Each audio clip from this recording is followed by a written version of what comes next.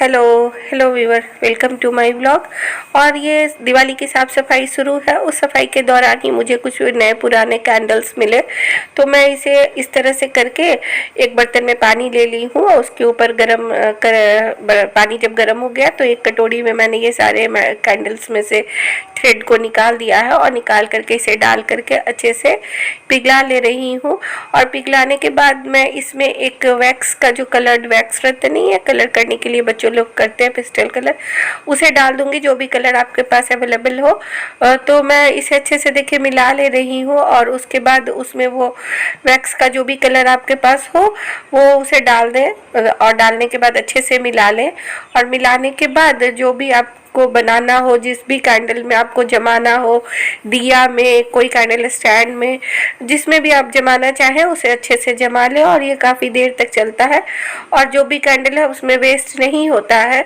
तो मैं इसे बना ले रही हूँ। और इस तरह करके एक दिन पहले भी मैंने कुछ वाटर कैंडल्स बनाए थे, वो भी बना करके रखी हूँ।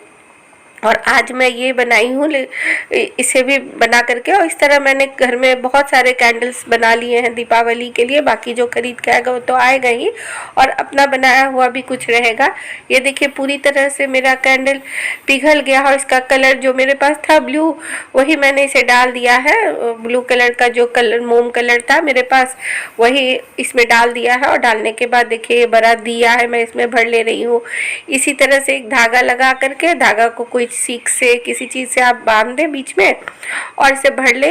और एक कैंडल स्टैंड है मेरे पास, इस तरह एक छोटा दिया, कोई भी प्लास्टिक का ढक्कन हो, पुराना दिया हो या नया दिया हो, आप उसमें इस तरह करके बना के रख लें। और इसी तरह मैंने वाटर कैंडल भी बनाया था जिसमें पानी, एक ग्लास में पानी वगैरह भर करके और पूरा ऊपर से तेल डाल करके, सरसों तेल में, और इस तरह से बना करके मैं रख ली हूँ 2 ग्लास में। और इसे भी बना ले रही हूँ। इस तरह मेरा घर का बनाया हुआ भी कुछ कैंडल तैयार हो गया है।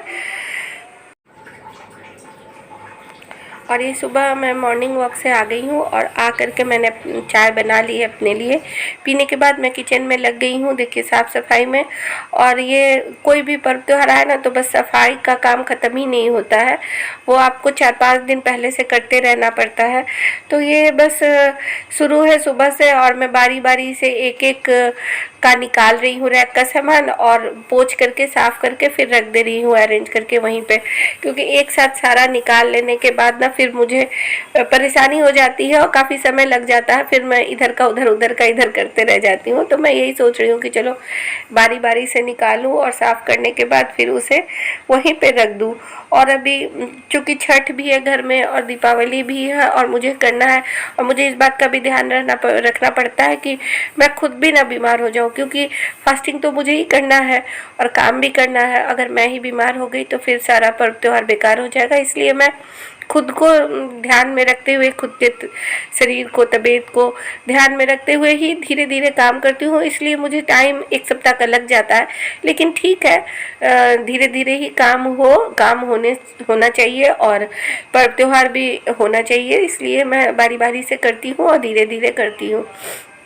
तो ये मैं आ गई हूँ किचन में। पहले मैंने एक रैक का सामान निकाल लिया है और उसके बाद मैं अब इसे पोंछ करके खाली करूँगी और बस करते जा रही हूँ बारी बारी से और अरेंज करते जाऊँगी।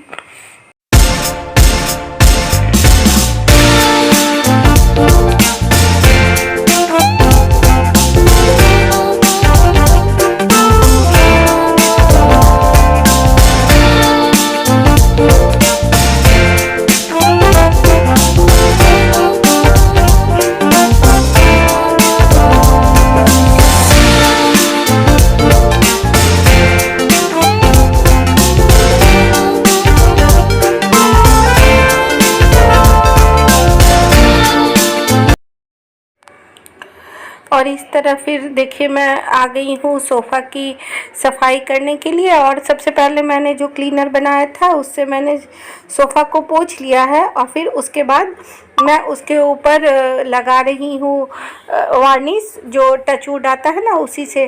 तो पहले ये बैठे हुए थे, पेपर पढ़ रहे थे, और बाद में जब मुझे अकेले परेशान होते देखे तो फिर वो उठ गए और उठ करके वो भी मेरी मदद करने लगे। और इस तरह हम दोनों ने मिल करके पूरे सोफ़े में अच्छे से वार्निश कर दिया और करने के बाद ये इतना सुंदर लगने लगा, बिल्कुल नया की तरह चमकने लगा। देखिए थोड़ा सा मेहनत तो लगता है, लेकिन क्या है ना कि फर्नीचर भी अच्छा हो जाता है और फिर घर भी इसकी वजह से सुंदर लगता है। तो यही है बस, अब हम लोग दोनों मिल कर के यही फर्नीचर को फिर से अच्छे से वार्निश से टचवुड जो आता है एशियन का, उसी से कर रहे हैं। एक फोम में डिप करके अगर आप कर दीजिएगा ना, तो बिल्कुल आपका सोफ़ा नया, कोई भी लकड़ी का वुडन फर्नीचर हो वो बिल्कुल नया हो जाएगा। तो बस हम लोग दोनों मिल कर के कर रहे हैं साफ़ सफाई और घर सजाने में लगे हुए हैं। और इस तरह साथ मिल कर के हम लोगों ने पूरे अच्छे से सोफ़ा में कर लिया। इसकी वजह से मुझे काफ़ी टाइम बच गया, जिस टाइम को मैं क्या की कि जा कर के मंदिर में, जो मेरा वुडन मंदिर है उसमें अच्छे से कर दी वार्निश। तो काफ़ी समय बच गया। साथ मिलकर काम करने से यही होता है, काम जल्दी हो जाता है और मुझे भी कुछ समय बच जाता है। तो बस यही है, बने रहिए ब्लॉग के साथ। Bye bye.